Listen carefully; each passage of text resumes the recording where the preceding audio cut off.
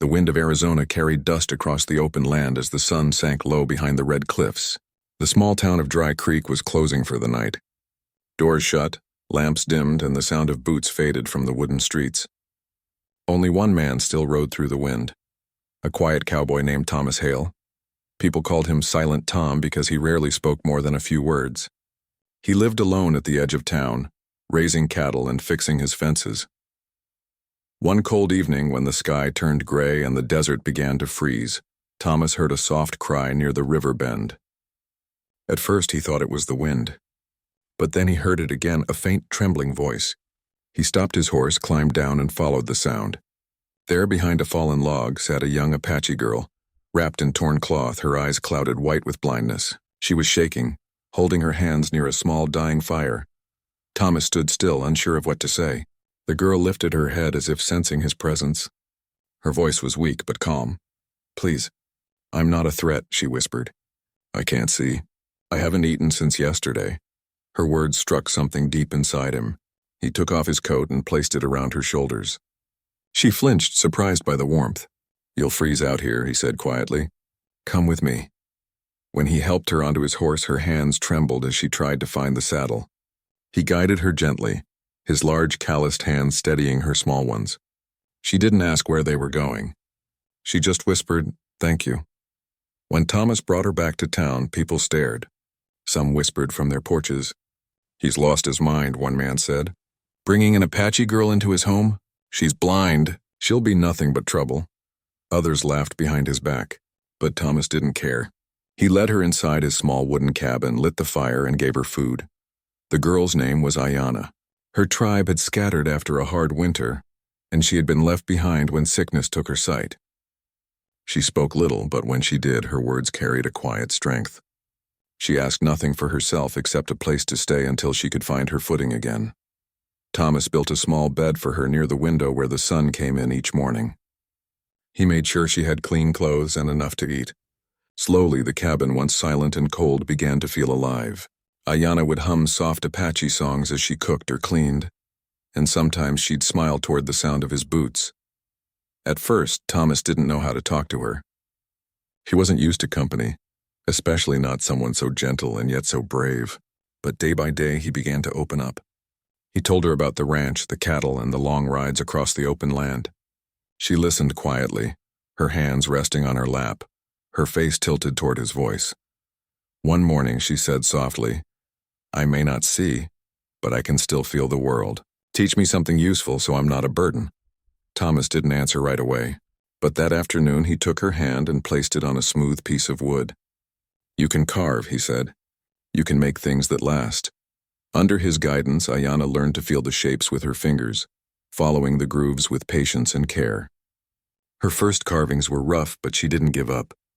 She'd sit by the fire for hours, running her hands along the wood, learning its language through touch. Weeks passed.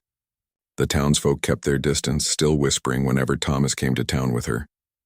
"He's wasting his time," they said. "She'll never be more than a poor blind girl." But Ayanna didn't hear those words, and even if she had, she wouldn't have cared. She worked hard every day, learning, growing, and filling Thomas's quiet world with light he hadn't known he missed. One afternoon, Thomas fell ill.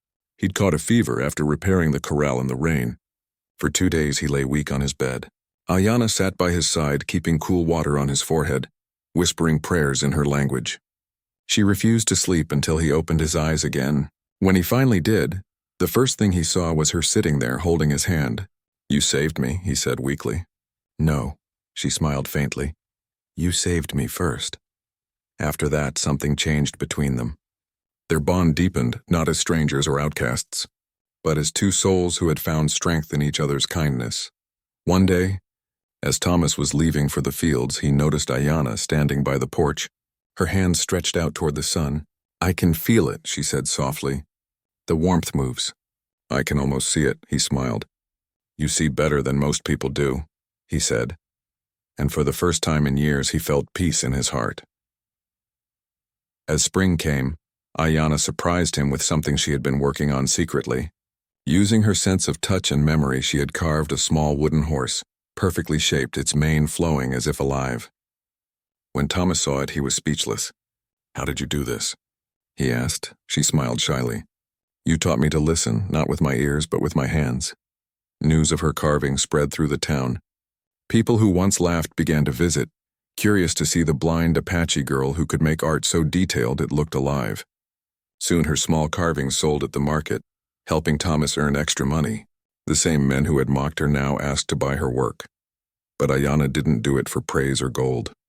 She did it to show gratitude, to repay the man who gave her a home when no one else would.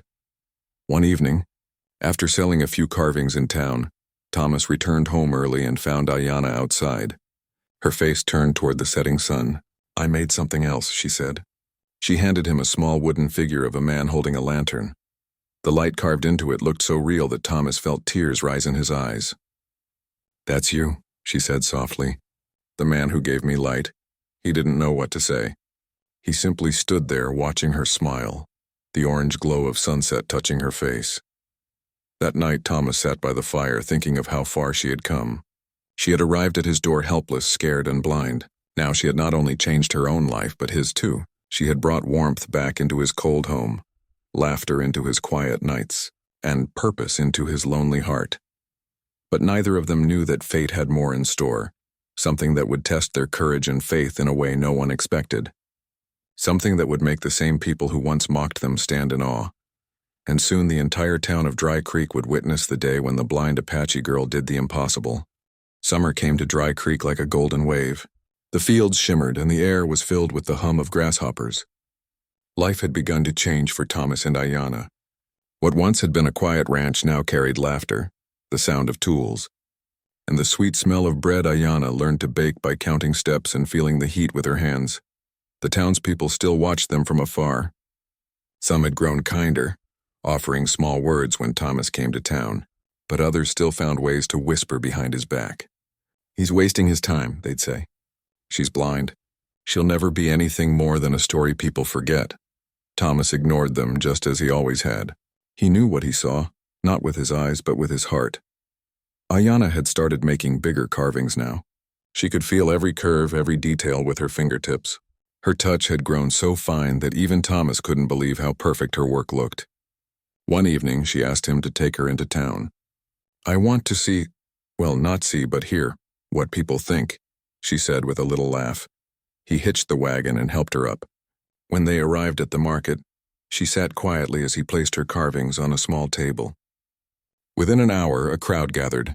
They couldn't believe the art was made by a blind woman. One old rancher picked up a wooden eagle and said, "It feels like it could fly away any second." The laughter that once mocked Thomas had turned into respect. People who once turned their backs now offered coins, food, and even praise, but Ayanna didn't seem proud. When Thomas asked her why, she said softly, "It isn't my hands, Thomas. It's the kindness you gave me that carved these things." That night, a letter arrived at the sheriff's office. A contest was being held in the nearby town of Prescott, a wood carving competition where craftsmen from across the territories would come to show their finest work. The winner's creation would be displayed in the governor's mansion. Thomas read the notice and thought of Ayanna. When he told her about it, she hesitated. "How can I stand before people who can see when I can't?" she asked. He looked at her and said, "Because you see what they never will." For days she worked without rest. She listened to the sounds of the ranch, the creak of the barn, the rustle of cattle, the soft flow of water from the river. Then she began carving something special, something she refused to let Thomas see until it was done. Her fingers moved carefully across the wood, feeling every edge. She worked from sunrise to midnight, her hands blistered and sore, but she smiled through it all. She whispered to herself, "I want to make something that shows the world how I feel about the man who gave me light." Finally, after a week of long nights, she called Thomas over. "It's finished," she said softly. When he lifted the cloth covering it, he froze. The carving showed a man kneeling beside a small fire, wrapping a blanket around a blind woman. The details were perfect, every fold, every emotion carved deep into the wood. Thomas had to blink back tears. "Ayanna," he whispered, "it's beautiful." She smiled and touched the carving gently. "Then take me to Prescott," she said. The day of the contest came bright and loud. The hall was filled with people, merchants, judges, travelers, even the governor's men. When Thomas and Ayanna entered, heads turned. Whispers filled the air again. "That's the blind Apache girl from Dry Creek," someone murmured. "What's she doing here?" Thomas held her hand firmly. "Walk proud," he whispered. "You belong here." When her turn came, she stepped forward, her hands trembling slightly. She couldn't see the judges, but she could feel the weight of their silence. Thomas placed her carving before them and said in a calm voice, "This was made by Ayanna. She cannot see, but she can feel the soul of the world, better than any of us." The judges leaned in close. The crowd went quiet. One of them ran his finger along the carving's surface and whispered, "Incredible." She captured emotion itself. Another nodded slowly. "This piece doesn't just show what's seen, it shows what's felt." When they announced the winner, the hall erupted in applause. Ayanna had won first prize. Thomas turned to her, smiling wide, and whispered, "They laughed once, but now they'll never forget you." She didn't seem to care about the applause or the medal. She only turned her face toward him and said softly, "I can't see their faces, Thomas, but I can feel your smile." That's enough. The story of the blind Apache girl who carved with her heart spread across the territory. Travelers came from other towns to meet her, to touch her work, and to hear her voice. She became a symbol of strength, not because she could see again, but because she never stopped believing she could make something beautiful despite her darkness. Months passed. One evening, as the sun sank behind the hills, Ayanna sat on the porch with Thomas. The wind carried the smell of summer grass, and the world was peaceful. She held a small piece of wood in her hands and smiled. "Do you know what I want to make next?" she asked. "What?" Thomas said. "A church bell," she whispered. "A sound that reminds people of hope." Thomas chuckled. "You never stop dreaming, do you?" She shook her head gently. "If I stop dreaming, I stop living." Days later, she began her new project. It was harder than anything she had ever done. She couldn't see the cracks, couldn't measure perfectly, but she used her hearing to know how the metal and wood responded. Every tap, every polish, every curve was done by sound and touch. Weeks passed before it was finished.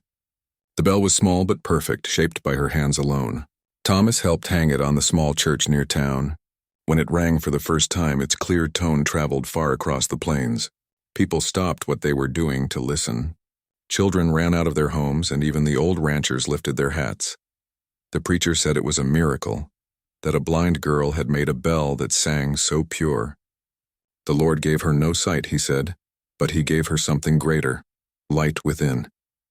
From that day, whenever the bell rang, people remembered her story. The woman everyone once pitied had become the heart of Dry Creek.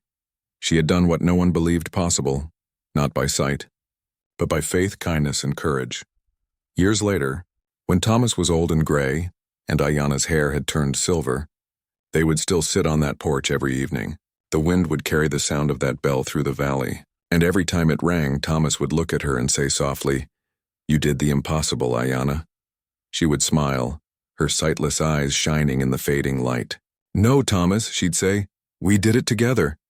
And as the sun slipped behind the horizon, their small ranch, once the loneliest place in Dry Creek, became the symbol of hope for all who passed by.